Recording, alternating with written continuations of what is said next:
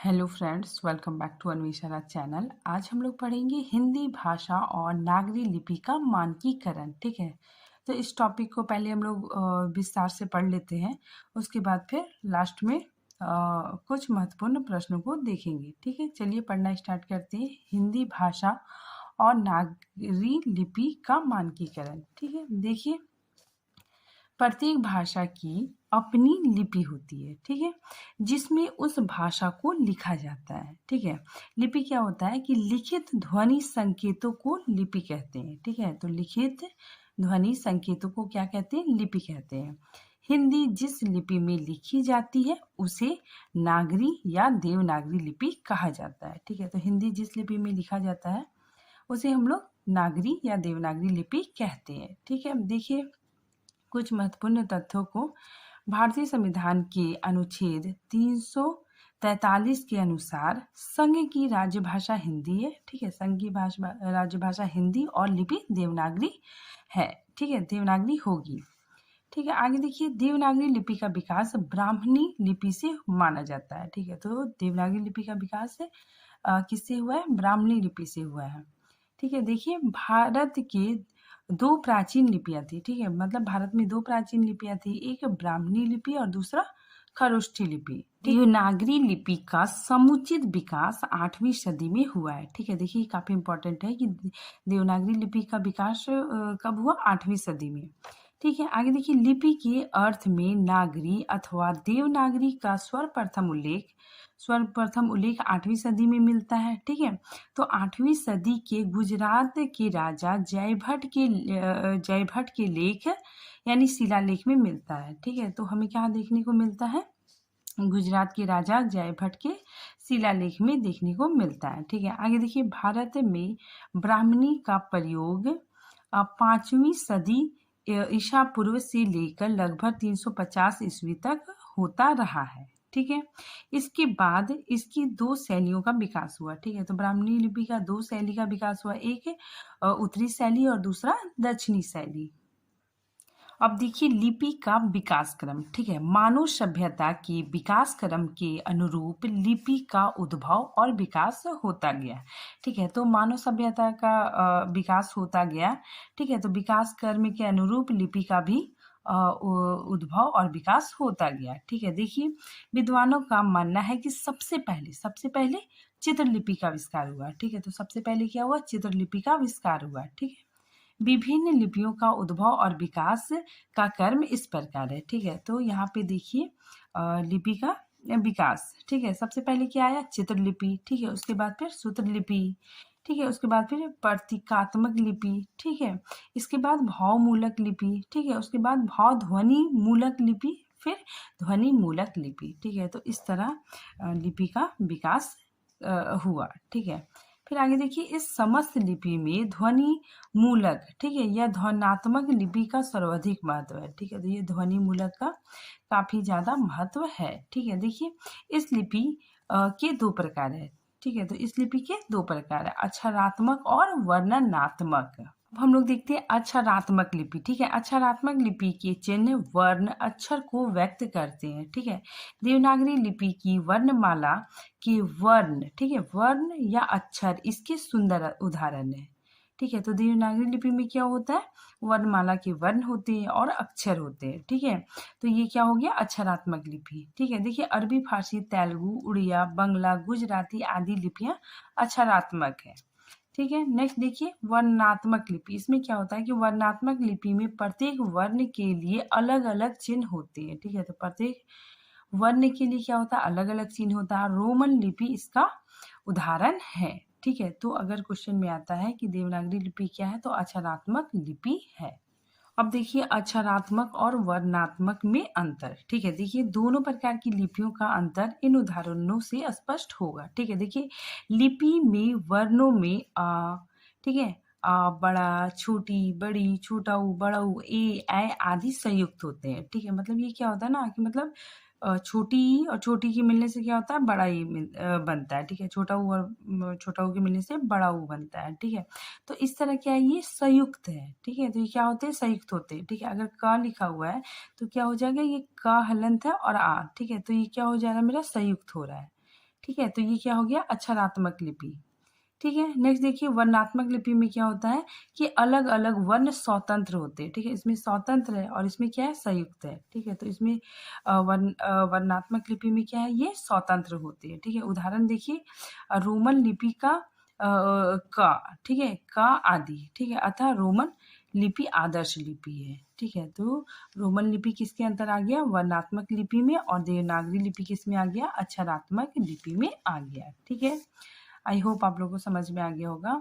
आगे देखिए भारत की प्राचीन लिपियां। ठीक है, हम लोग भारत के प्राचीन लिपियों के बारे में थोड़ा सा अध्ययन करते हैं। ठीक है, देखिए भारत के जैन और बौद्ध ग्रंथों में भारतीय लिपियों की संख्या का उल्लेख है। ठीक है, तो भारत के जैन और बौद्ध ग्रंथों में भारतीय लिपियों की संख्या का उल्लेख है। ठीक है, देखिए जैन ग्रंथ पन्ना वना सूत्र में 18 लिपियां बताई गई है। ठीक है, बौद्ध साहित्य में ललित विस्तार में लिपियों की संख्या 64 बताई गई है। ठीक है, ये काफी इंपॉर्टेंट है, एग्जाम में से क्वेश्चन आता है, तो आप लोग ध्यान दीजिएगा कि बौद्ध साहित्य की ललित विस्तार में लिपियों की संख्या 64 बताई गई है। ठीक है, आगे देखिए भारत के शिलालेखों और सिक्कों पर, ठीक है, भारत के शिलालेख में और जो सिक्का चलता था, ठीक है, सिक्कों पर 2 लिपियां अंकित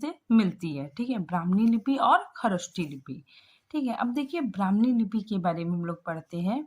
ब्राह्मणी लिपि को प्राचीनतम या श्रेष्ठतम लिपि माना जाता है। ठीक है, तो ब्राह्मणी लिपि को प्राचीनतम और श्रेष्ठतम लिपि माना जाता है। ठीक है, देखिए इस लिपि का समय 5वीं सदी ईसा पूर्व से लेकर 350 ईस्वी तक माना गया है।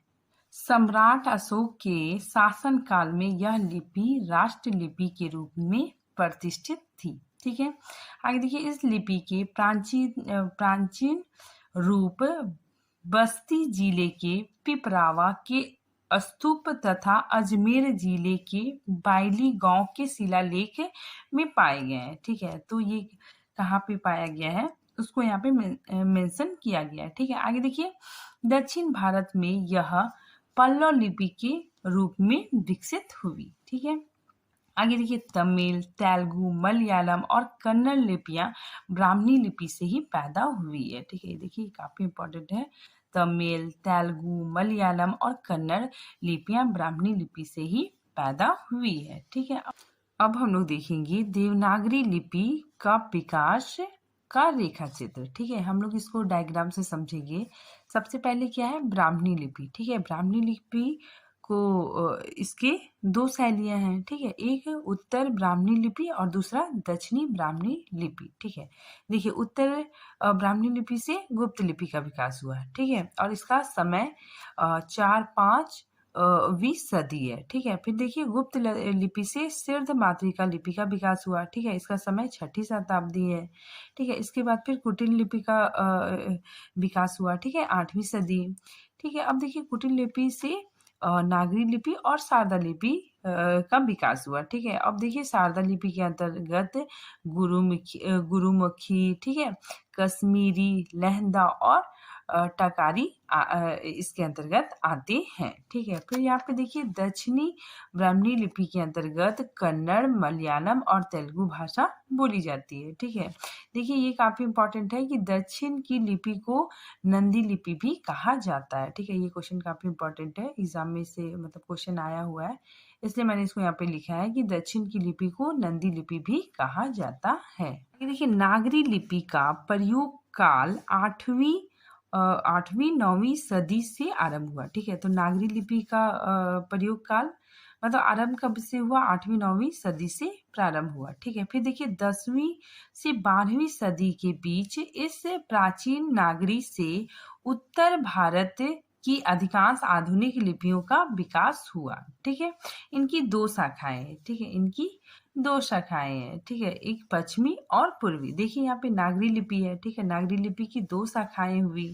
ठीक है, पश्चिमी शाखा और पूर्वी शाखा। ठीक है, देखिए पश्चिमी शाखा के अंतर्गत देवनागरी, राजस्थानी, गुजराती, महाजनी और कैथी, ठीक है, इसके अंतर्गत आता है पश्चिमी शाखा के अंतर्गत। ठीक है, और पूर्वी शाखा के अंतर्गत बंगला, बंगला लिपि, असमी और उड़िया लिपि। ठीक है, फिर देखिए देवनागरी लिपि के भेद। ठीक है, देवनागरी लिपि के 4 भेद है। ठीक है, अर्धनागरी, दूसरा पूर्वी नागरी, तीसरा नंदी नागरी और चौथा नागरी। ठीक है, तो चलिए हम लोग थोड़ा सा पढ़ते हैं नागरी लिपि क्या होता है।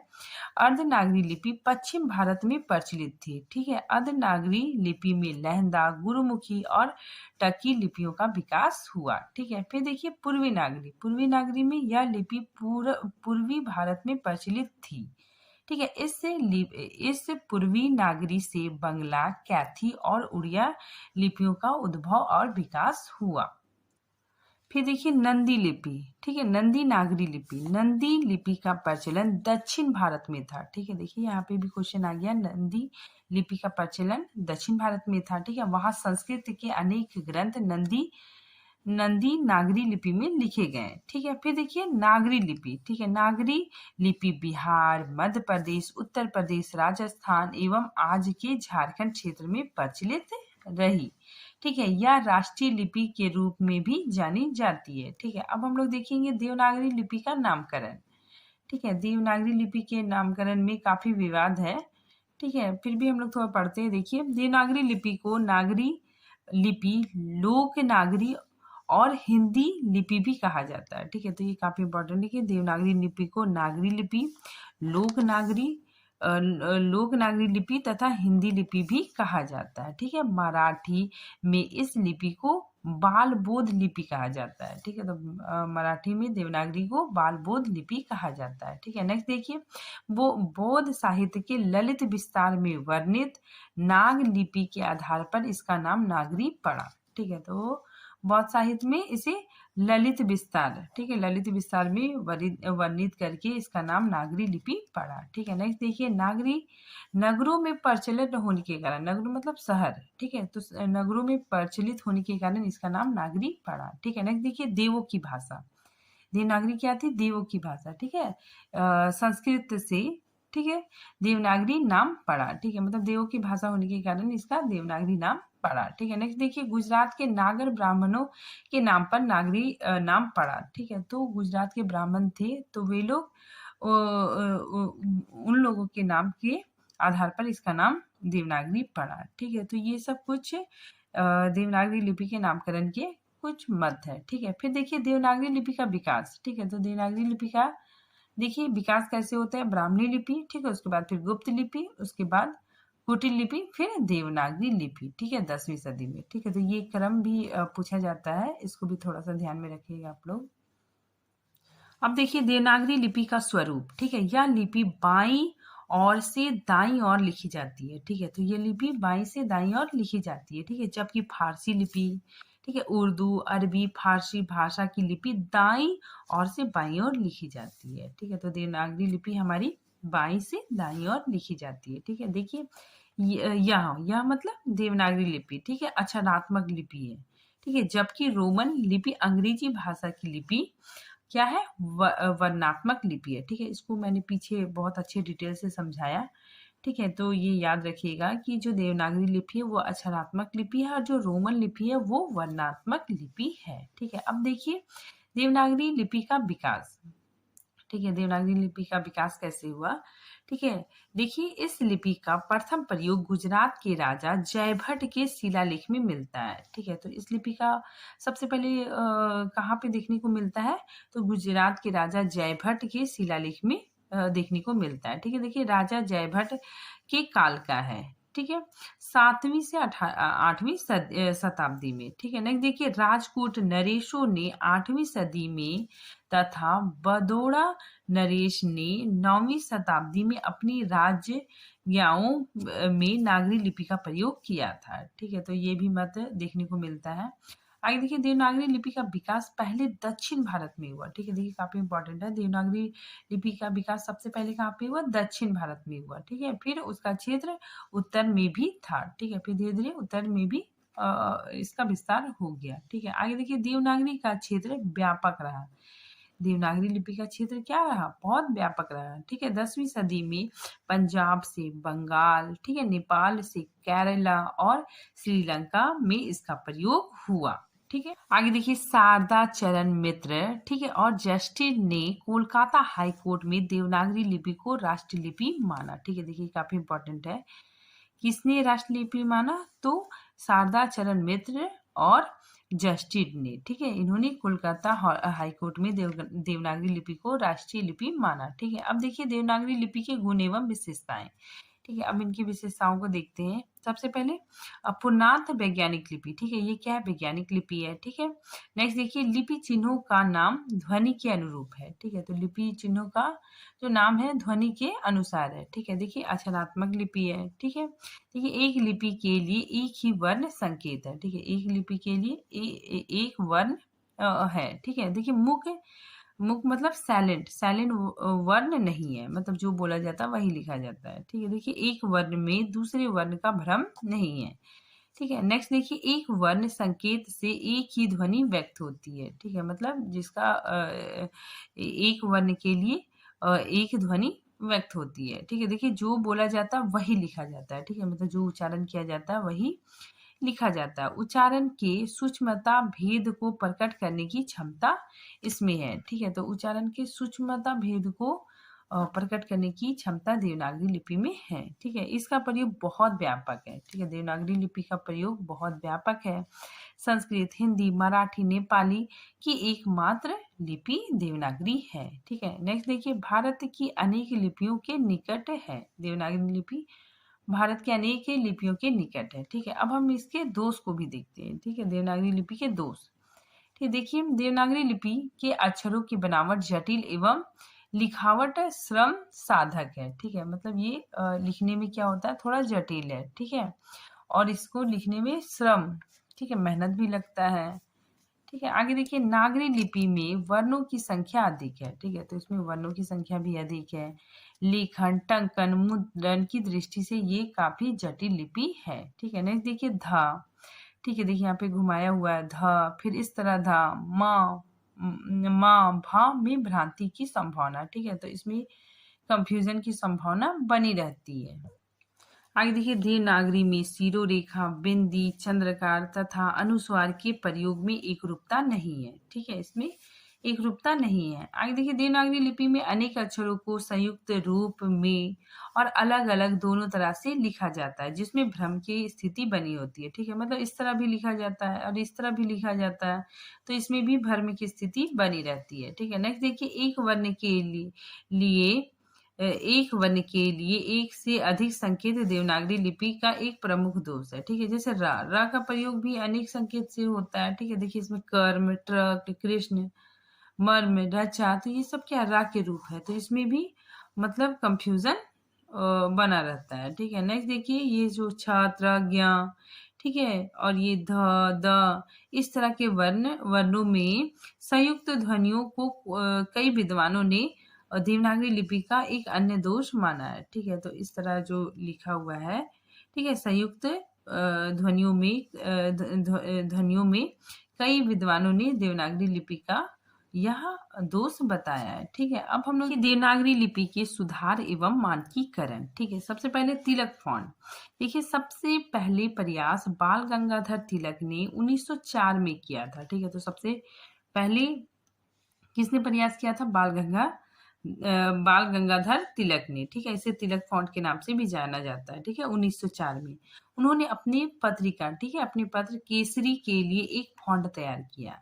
ठीक है, जिसे तिलक फॉन्ट के नाम से प्रसिद्धि मिली। ठीक है, इस फॉन्ट में अनावश्यक संकेतों को काट छाट दिया गया। ठीक है, जो अनावश्यक फॉन्ट थे उसको काट छाट दिया गया और पूरी देवनागरी के लिए 190 टाइपों का फॉन्ट सामने आया। ठीक है, तो 190 टाइपों को रखा गया। ठीक है, जो तिलक फॉन्ट के नाम से प्रसिद्ध हुआ। ठीक है, नेक्स्ट देखिए आ की 12 खड़ी। ठीक है, ये सावरकर बंधुओं ने दिया। यहाँ पे देखिए 20वीं सदी के आरंभ में ही सावरकर बंधुओं ने स्वरों के लिए 11 की 12 खड़ी तैयार की। ठीक है, तो सावरकर बंधुओं ने क्या किया? आ की 12 खड़ी तैयार की। ठीक है, इसमें सारे स्वरों को आ से ही मात्रा जोड़कर लिखा जाता था। ठीक है, तो इसमें क्या होता था कि आ से ही मात्रा जोड़कर लिखा जाता था। जैसे आ, ठीक है, देखिए आ में बड़ी लगा हुआ है, आ में छोटी लगा हुआ है, ठीक है, फिर ए की मात्रा है, ठीक है, आय की मात्रा है, बड़ा ऊ की मात्रा है, छोटा ऊ की मात्रा है, बड़ा ऊ की मात्रा है, ठीक है, तो इसमें आ में ही मात्रा लगाकर इसको 12 खड़ी तैयार किया गया है, ठीक है, सवाकर बंधुओं के द्वारा। देखिए यह प्रयोग महाराष्ट्र में काफी प्रचलित हुआ, ठीक है। महात्मा गांधी ने भी अपनी पत्र हरिजन सेवक में इस शैली का प्रयोग किया था, ठीक है। यहाँ पे देखिए सवाकर बंधुओं ने जो अपना सुझाव दिया, ठीक है, ये 12 खड़ी बनाया, तो इसको फिर बाद में मतलब अस्वीकार कर दिया गया था, ठीक है। नेक्स्ट देखिए डॉक्टर श्याम सुंदर दास, ठीक है, अनुस्वार, इन्होंने कहा कि अनुस्वार के प्रयोग को व्यापक बनाकर देवनागरी को सरल बनाने का सुझाव दिया, ठीक है। विशेष रूप से अंगा और इया के स्थान पर अनुस्वार का प्रयोग किया जाना चाहिए, ठीक है। तो ये श्याम सुंदर दास ने सुझाव दिया कि अंगा और इया के स्थान पर अनुस्वार का प्रयोग किया जाना चाहिए, ठीक है, क्योंकि ये संकेत काफी जटिल होते हैं, ठीक है। ऐसा करने से उच्चारण तो समान ही रहेगा पर लिपि सरल हो जाएगी, ठीक है। तो इन्होंने देखिए यहाँ पे गंगा, यहाँ पे बीच में ऐसे लिखा हुआ है, ठीक है, तो इसको अनुस्वार में चेंज कर देने का सुझाव डॉक्टर श्याम सुंदर दास ने दिया, ठीक है। फिर देखिए चंचल, चंचल में भी ये जो दिया है इसको अनुस्वार में चेंज करने का सुझाव दिया, ठीक है। तो इनके सुझाव को स्वीकार कर लिया गया, ठीक है। तो इन्होंने अनुस्वार का प्रयोग के बारे में बतलाया, ठीक है। आगे देखिए डॉक्टर गोरखनाथ का सुझाव देखिए डॉक्टर गोरखनाथ का सुझाव भी इस दृष्टि से महत्वपूर्ण था, ठीक है। उन्होंने कहा कि मात्राओं का वर्णन वर्णों के ऊपर नीचे दाएं बाएं होने से जो समस्या पैदा होती है उसके निराकार के लिए मात्राओं को वर्णों के बाद अलग से दाहिनी ओर लिख देना चाहिए, ठीक है। तो ये जो डॉक्टर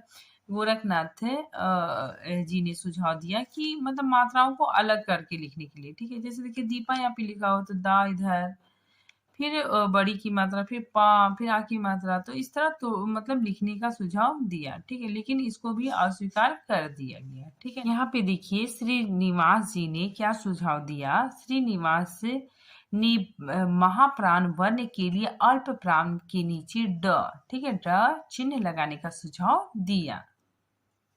आगे देखिए डॉक्टर सुनीति कुमार चटर्जी, ठीक है, इन्होंने देवनागरी के स्थान पर रोमन का प्रयोग करने का सुझाव दिया, ठीक है। देखिए ये सब याद रखिएगा आप लोग। फिर नेक्स्ट है नागरी लिपि सुधार समिति, ठीक है, इसका गठन काका कलेकर की अध्यक्षता में 1935 में हिंदी साहित्य सम्मेलन के इंदौर अधिवेशन में हुआ, ठीक है। देखिए 1945 में नागरी प्रचारणी सभा ने भी नागरी लिपि सुधार हेतु एक परिषद की घटना किया गया, ठीक है। आगे देखिए उत्तर प्रदेश नागरी लिपि सुधार समिति, ठीक है, नरेश देव की अध्यक्षता में 31 जुलाई 1947 को गठन किया गया है, ठीक है। तो उत्तर प्रदेश नागरी लिपि सुधार समिति गठन किया गया। आगे देखिए शिक्षा मंत्रालय केंद्र सरकार के देवनागरी लिपि संबंधी प्रकाशन, मानक देवनागरी वर्णमाला, ठीक है, हिंदी वर्तनी का मानकीकरण, देवनागरी लिपि तथा हिंदी वर्तनी का मानकीकरण आदि के माध्यम से बृहत पर लिपि सुधार हुए, ठीक है। तो बहुत लिपि सुधार हुए। अब हम लोग देखते हैं देवनागरी लिपि के संबंध में महत्वपूर्ण कथन, ठीक है। देखिए किन किन विद्वानों ने क्या क्या कहा है। सबसे पहले देखिए नागरी लिपि से बढ़कर वैज्ञानिक लिपि मैंने नहीं पाई, ठीक है। तो ये किसने लिखा है, आचार्य विनोबा ने, ठीक है। नेक्स्ट देखिए देवनागरी दुनिया की सर्वाधिक वैज्ञानिक लिपि है, ठीक है, ये किसने कहा, राहुल सांकृत्यायन जी ने, ठीक है। संसार में यदि कोई सौभाग्यपूर्ण अक्षर है तो देवनागरी है, ठीक है, ये किसने कहा, सर आइजक पिटमैन ने। तो देखेंगे मोस्ट इंपॉर्टेंट क्वेश्चंस, ठीक है। चलिए देखना स्टार्ट करते हैं। सबसे पहले नंबर 1, किस लिपि को सभी आधुनिक भारतीय लिपियों की जननी माना जाता है, तो ब्राह्मणी लिपि को, ठीक है। नेक्स्ट देखिए ब्राह्मणी लिपि की कितनी शैलियां हैं, तो 2 शैलियां हैं, ठीक है। लिपि का विकास क्रम में पहली लिपि कौन सी है, तो चित्रलिपि, ठीक है। तो पहली लिपि कौन सी है, चित्रलिपि, ठीक है। लिपियों का उद्भव और विकास देखिए चित्रलिपि सबसे पहले आया, फिर सूत्र लिपि, फिर प्रतीकात्मक लिपि, फिर भावमूलक लिपि, फिर भाध्वनि मूलक लिपि, ठीक है। उसके बाद फिर ध्वनि मूलक लिपि, ठीक है। अब देखिए खोटी लिपि की उत्पत्ति, खोटी लिपि की उत्पत्ति कैसे हुई? सामी और मैक से। ठीक है, देखिए हम लोग थोड़ा सा खोटी लिपि के बारे में पढ़ लेते हैं, ठीक है, क्योंकि पीछे छूट गया था। देखिए खोटी लिपि, विद्वानों के मतानुसार खोटी लिपि विदेशी थी। ठीक है, ये क्या है? खोटी लिपि विदेशी थी, या उर्दू की भांति दाएं से बाईं और बाईं तरफ लिखा जाता है। ठीक है, दाईं से बाईं और लिखी जाती है। इसका विकास सामी अरमेइक लिपि से माना जाता है। ठीक है, इस लिपि में वैज्ञानिकता नहीं है। ठीक है, तो इस लिपि में वैज्ञानिकता नहीं है। ठीक है, नंबर 6 देखिए, विभिन्न प्राचीन भारतीय लिपियों का उल्लेख करने वाला बौद्ध ग्रंथ कौन सा है? ललित विस्तार। ठीक है, नेक्स्ट देखिए, देवनागरी लिपि को अक्षरात्मक लिपि भी कहा जाता है। अब हम लोग देखेंगे देवनागरी लिपि का मानकीकरण कब हुआ? तो 1966 में। ठीक है, नागरी पचानी पत्रिका का प्रकाशन है 1893 ईस्वी में। ठीक है, फिर देवनागरी लिपि का मानकीकरण किसने किया? तो केंद्रीय हिंदी निर्देशालय ने। ठीक है, भारत सरकार द्वारा। ठीक है, नेक्स्ट देखिए, भारत में लिपि की प्राचीन व सबसे पुष्ट प्रमाण मिलता है। ठीक है, कहाँ पे मिलता है? तो सिंधु घाटी सभ्यता में। ठीक है, तो लिपि की प्राचीनतम सबसे पहले कहाँ देखने को मिलता है? तो सिंधु घाटी सभ्यता में। ठीक है, नेक्स्ट देखिए, एक लिपि विस्तार परिषद का स्थापक कौन है? तो शारदा चरण मिश्र। ठीक है, अब देखते हैं देवनागरी लिपि के अन्य नाम कौन कौन नाम है। देवनागरी लिपि को नागर भी कहा जाता है, देवनागरी कहा जाता है, लोक नागरी कहा जाता है और लोक हिंदी कहा जाता है। ठीक है, अब हम लोग लिपि को देख लेते हैं। देखिए, हिंदी, संस्कृत, मराठी, मैथिली, बोडो, कोंकण, इन सबों का भी लिपि देवनागरी लिपि है। ठीक है, तो आज ये टॉपिक यहीं पे खत्म होता है। मिलते हैं नेक्स्ट टॉपिक के साथ। अगर आप लोग को कोई भी दिक्कत होगा तो आप लोग कमेंट कर सकते हैं। ठीक है, तब तक के लिए थैंक यू।